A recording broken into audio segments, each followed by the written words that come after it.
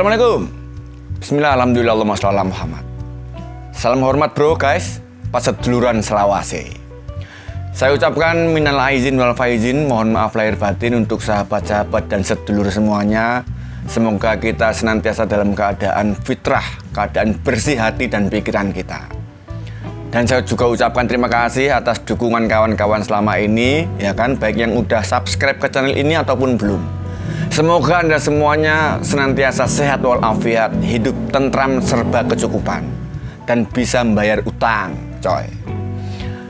Di awal-awal dulu saya bikin channel ini, saya dulu pernah bilang untuk ngisi konten dengan 3 topik utama, yaitu wayang, literasi, dan opini. Dan lantaran disiplin saya itu ternyata amburadul, saya akhirnya baru sadar bahwa ternyata segmen literasi itu jadi jarang banget gitu. Ngomong wayang juga jarang-jarang. Malah belakangan ini ada kawan ngajak ngobrol gitu, terus kita syuting pakai handphone jadi podcast. Judulnya Ngonak, ngobrol enak, dan macam-macam lah. Ya namanya juga masih belajar om. Tapi pasca lebaran ini saya insya Allah berusaha untuk nggak menganaktirikan segmen literasi pak. Maka bismillah saya akan usaha bikin konten untuk membahas lagi buku-buku keren yang bicara mengenai khazanah Jawa, khususnya buku-buku tua. Insya Allah segmen ini akan tayang setiap hari Rabu jam 5 sore rencananya. Dan nama segmennya adalah Ribut, ringkasan buku tua. Selamat menyimak coy.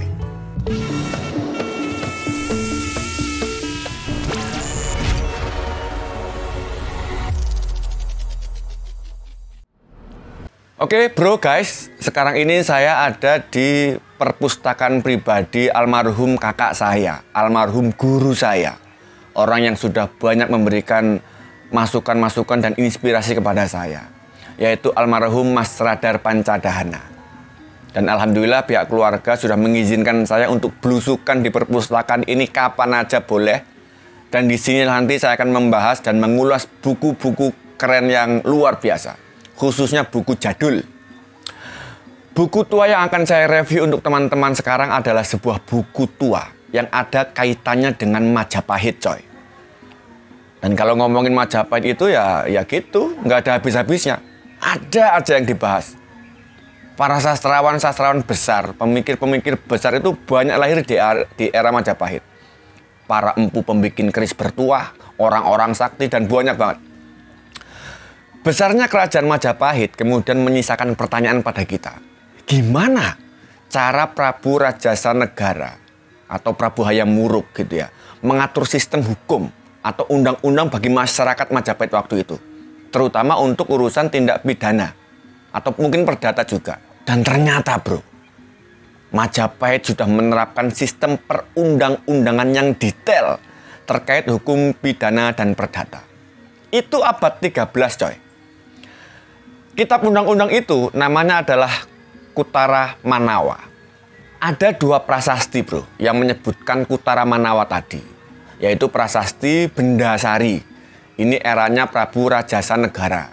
Dan yang kedua adalah prasasti Trowulan yang berangkat tahun 1358. Kitab Kutara Manawa ini dulu ditemukan di Bali dan pernah diteliti oleh seorang sarjana dari Belanda. Namanya adalah Jonker.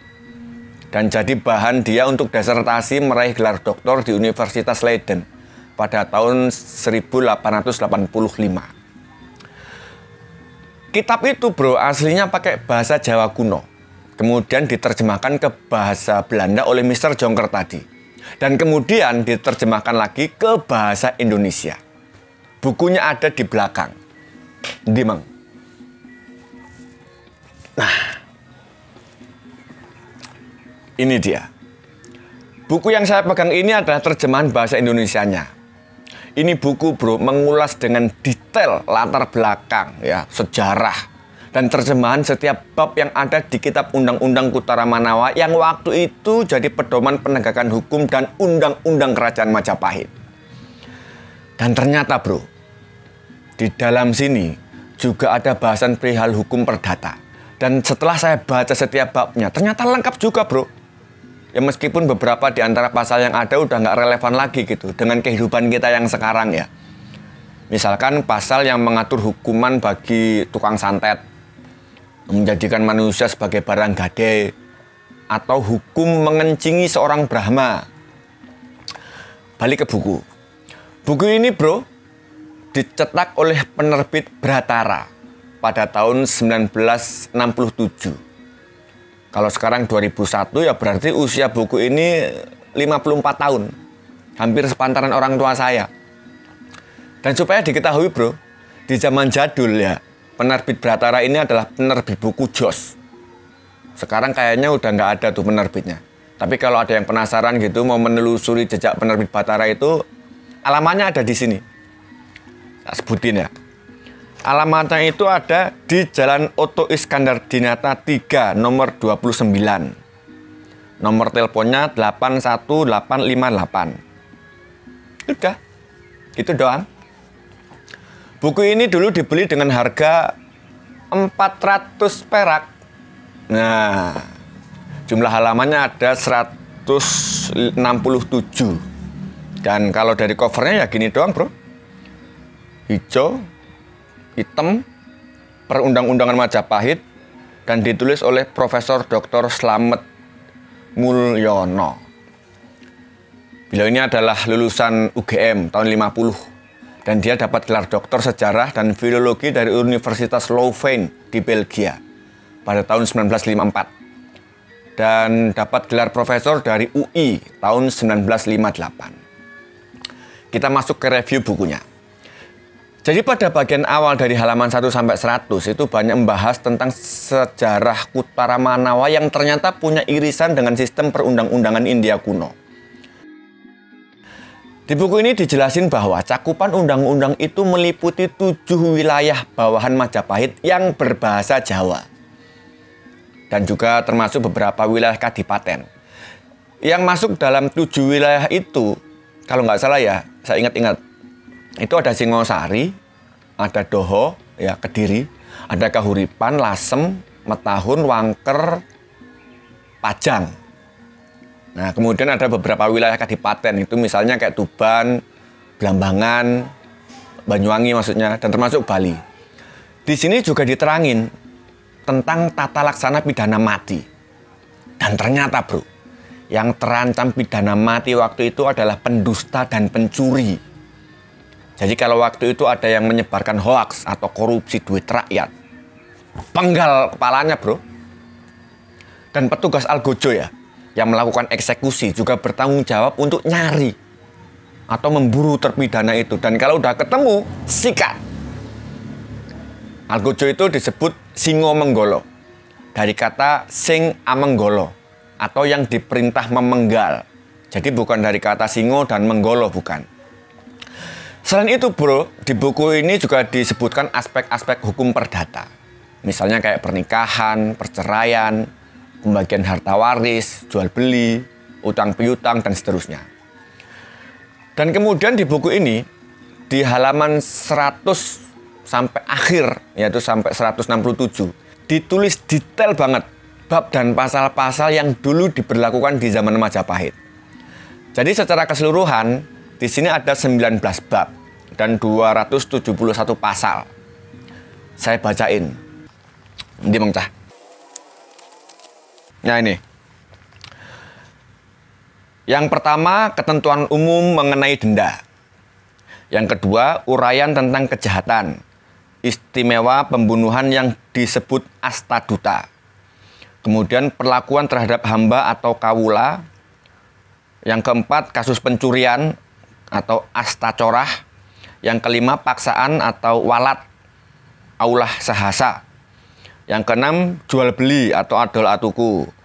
Bab ketujuh nanti membahas tentang gadai atau sanda. Bab 8, utang piutang. Bab 9 tentang titipan. Bab 10, mahar atau tukon. Ya kan? Bab 11, nah ini masuk ke perdata. Perkawinan atau kawarangan. Bab ke-12, perbuatan mesum atau paradara. Jadi kalau mesum-mesum udah kena hukum waktu itu. Kemudian bab 13 membahas tentang warisan. Ke-14 itu tentang caci maki atau ujaran kebencian Ke-15 menangani atau danda parusya.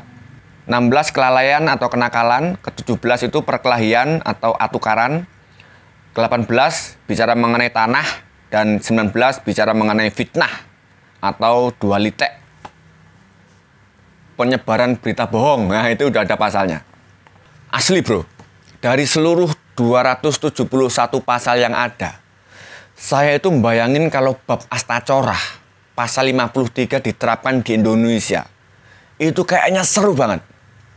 Astacorah bab itu terkait dengan tindak pidana pencurian atau menjalankan, ya kan, memberikan fasilitas, berteman dengan pencuri, memberikan petunjuk, menyembunyikan pencuri juga termasuk. Pokoknya yang ada sangkut pautnya dengan pencurian.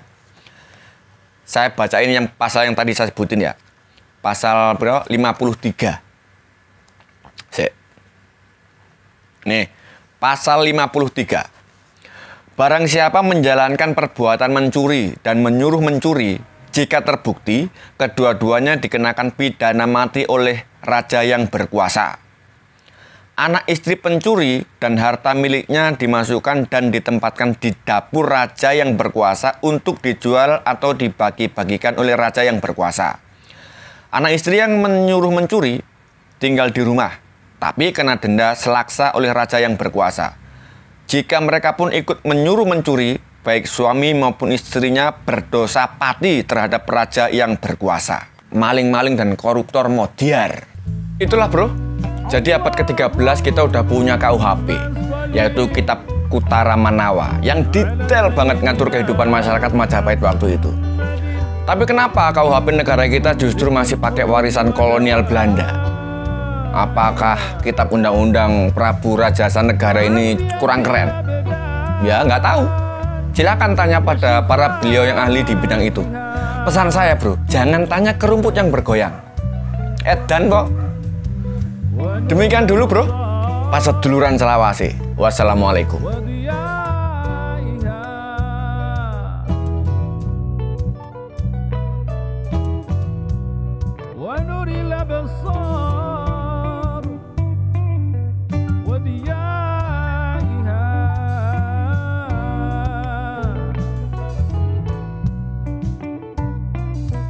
وعلى آله وصحبه